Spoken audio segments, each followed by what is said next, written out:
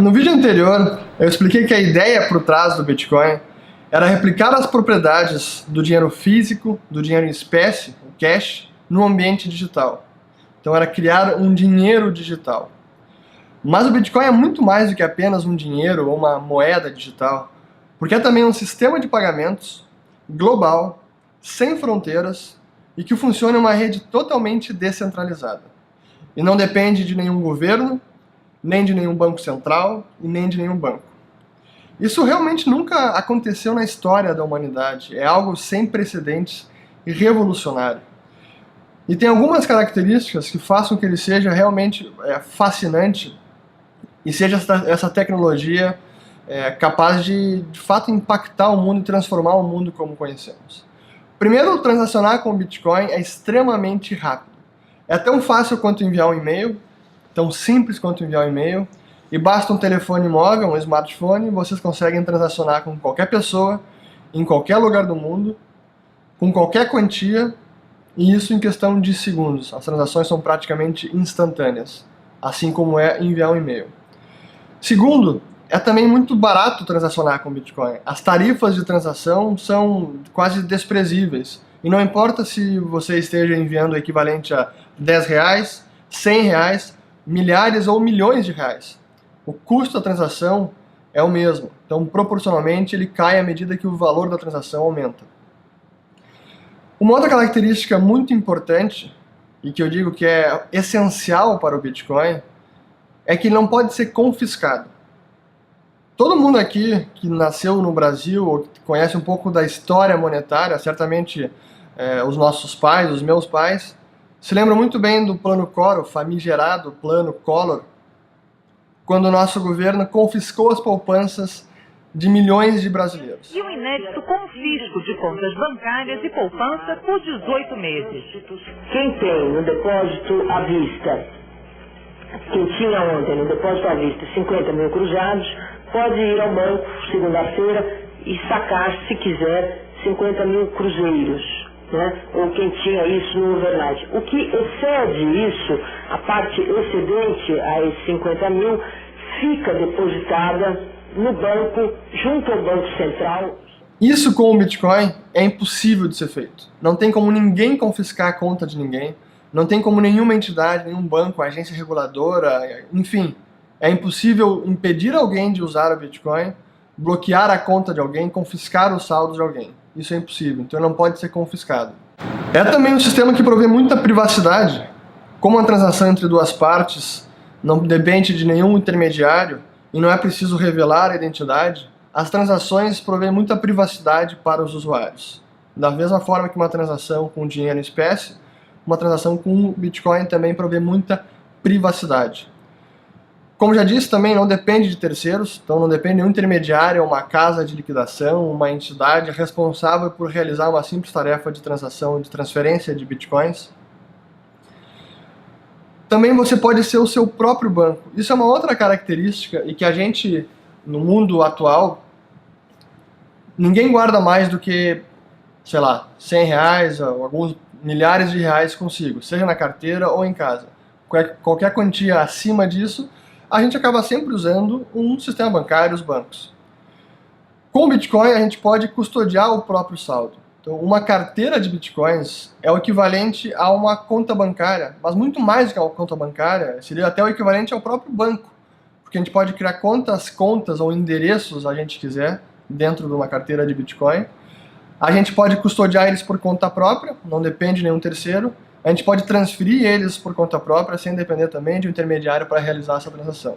Então a gente pode atuar como o próprio banco. Por isso que a gente diz que com o Bitcoin você pode ser be your own bank, seja o seu próprio banco. O Bitcoin também é uma potencial arma contra a pobreza, porque em regiões distantes das metrópoles ou em países como os países da África, em muitos lugares não existe infraestrutura bancária, ou a infraestrutura bancária é extremamente precária. Às vezes uma agência fica a quilômetros de distância da cidade do sujeito. Então conseguir abrir uma conta bancária, ter acesso, é muito difícil. E não apenas isso, conseguir ser aceito pela instituição financeira, nem sempre é simples assim. E com o Bitcoin não. Com o Bitcoin basta um telefone móvel e um acesso à internet, Em questão de segundos, vocês baixam uma carteira de Bitcoin e instantaneamente estão conectados numa plataforma realmente financeira, internacional, e que vocês podem transacionar com qualquer pessoa, receber fundos de qualquer pessoa em qualquer lugar. Então isso de fato é uma potencial arma contra a pobreza e tem o potencial de bancarizar, hoje em dia, milhões de pessoas que não têm acesso a serviços bancários básicos. No Brasil, para vocês terem uma ideia, cerca de metade da população não tem conta bancária, não tem acesso a serviços financeiros básicos. Uma outra característica muito importante do Bitcoin é que ele não é inflacionário. Não se pode inflacionar a quantidade de Bitcoins que existem em circulação.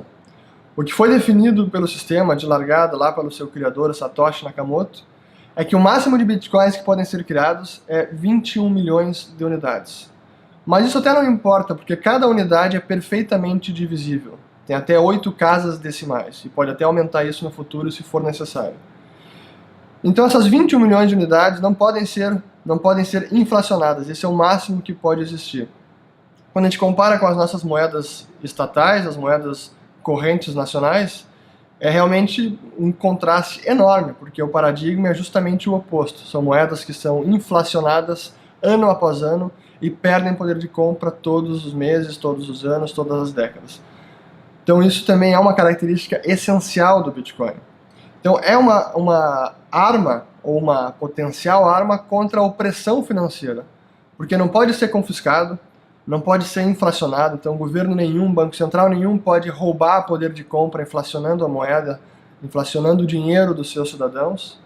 Não pode impedir também nenhum usuário, nenhum cidadão de enviar fundos para fora do país. A gente vê agora a Venezuela, a gente vê a Argentina também. O próprio Brasil tem sérias restrições na China. Em qualquer lugar do mundo onde haja muito controle de capital, onde haja muita restrição cambial, o Bitcoin sim surge como uma potencial arma e como uma alternativa a esse status quo, como uma alternativa a um modelo financeiro extremamente opressor dos seus cidadãos. Então o Bitcoin é uma espécie de saída, de válvula de escape para uma opressão financeira que ainda existe em diversos países do planeta. E por fim, é um estímulo à inovação financeira. O Bitcoin é nada mais do que um software. Na sua natureza, na sua essência, o Bitcoin é um software, e é um software de código-fonte aberto, que qualquer um pode usar, pode inspecionar, pode auditar, pode propor melhorias. Então não é um sistema fechado. Isso quer dizer que a inovação financeira, a inovação por si só, pode acontecer de forma muito mais intensa, sem precisar pedir permissão para ninguém, sem pedir licença ou concessão prévia. Basta inovar, basta ir lá baixar o sistema, entender como funciona, criar soluções e inovar. Então por isso que se diz que é também um grande estímulo à inovação financeira, porque o nosso sistema atual é justamente o oposto. Não há liberdade de concorrência, não há liberdade para inovar, é preciso autorização para praticamente tudo. Sem uma autorização, uma concessão do Banco Central ou do órgão regulador, não é possível inovar de fato num sistema financeiro. Então, por todas essas características que eu digo que o Bitcoin é realmente algo revolucionário e tem o potencial sim de transformar o mundo de uma forma que a gente jamais viu. Era a inovação que precisava, era a disrupção que faltava justamente no sistema financeiro. O que o e-mail, o que a internet fizeram com a comunicação, o Bitcoin vai fazer com o dinheiro, o Bitcoin vai fazer com o sistema financeiro. Por isso que o Bitcoin é realmente algo revolucionário.